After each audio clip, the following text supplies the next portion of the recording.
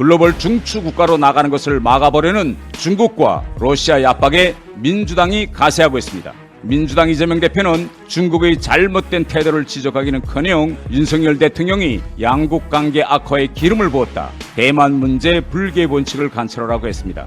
아무리 정부에 대한 공격이 우선인 야당이라고 해도 나라의 주권 자체를 위협하는 외국에 대해선 용납하지 않겠다고 해도 모자랄 판에 중국 협박에 맞장구를 치고 있습니다. 이재명 대표는 자유대 군합발 걱정하시기 전에 공당의 대표답게 러시아, 중국 그리고 북한의 군합발에 한 번 더가 짓밟히지 않겠는지 먼저 걱정하시기를 바랍니다. 오늘부터 윤석열 대통령의 미국 국빈 방문이 시작됩니다. 이번 미국 방문은 향후 대한민국의 외교 방향을 결정짓는 방문입니다.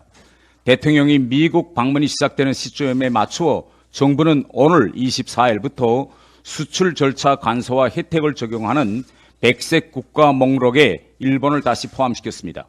28일부터는 우크라이나를 침공한 러시아와 이를 도운 벨라루스에 대해 반도체, 자동차, 철강, 화학제품 등 전쟁 무기로 쓰일 가능성이 높은 제품들에 대한 수출을 원칙적으로 금지하기로 했습니다.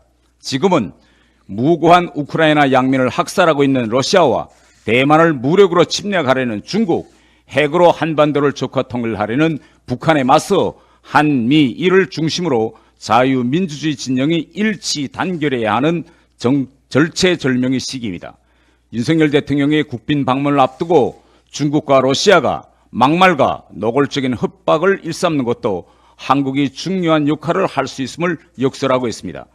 중국이 반발하고 있는 윤석열 대통령의 힘에 의한 현상 변경 반대 발언은 유엔이 일관되게 견지하고 있는 국제 원칙입니다. 100여 년 전 한반도의 운명을 외국 정상들이 카이로나 얄타 회담에서 정했다면 지금은 대한민국이 대만, 우크라이나 등 타국의 운명을 미국 등 민주주의 국가들과 같이 상의하는 입장으로 드라마틱하게 바뀌고 있습니다. 그런데 글로벌 중추 국가로 나가는 것을 막아보려는 중국과 러시아의 압박에 민주당이 가세하고 있습니다. 민주당 이재명 대표는 중국의 잘못된 태도를 지적하기는커녕 윤석열 대통령이 양국 관계 악화에 기름을 부었다. 대만 문제 불개의 원칙을 관철하라고 했습니다. 아무리 정부에 대한 공격이 우선인 야당이라고 해도 나라의 주권 자체를 위협하는 외국에 대해선 용납하지 않겠다고 해도 모자랄 판에 중국 협박에 맞장구를 치고 있습니다. 침략국 러시아의 어떤 위협에도 국제사회 책임 있는 나라들은 그 누구도 굴복하지 않고 있습니다. 이재명 대표는 자유대 군합발 걱정하시기 전에 공당의 대표답게 러시아, 중국 그리고 북한의 군합발에 한 번 더가 짓밟히지 않겠는지 먼저 걱정하시기를 바랍니다.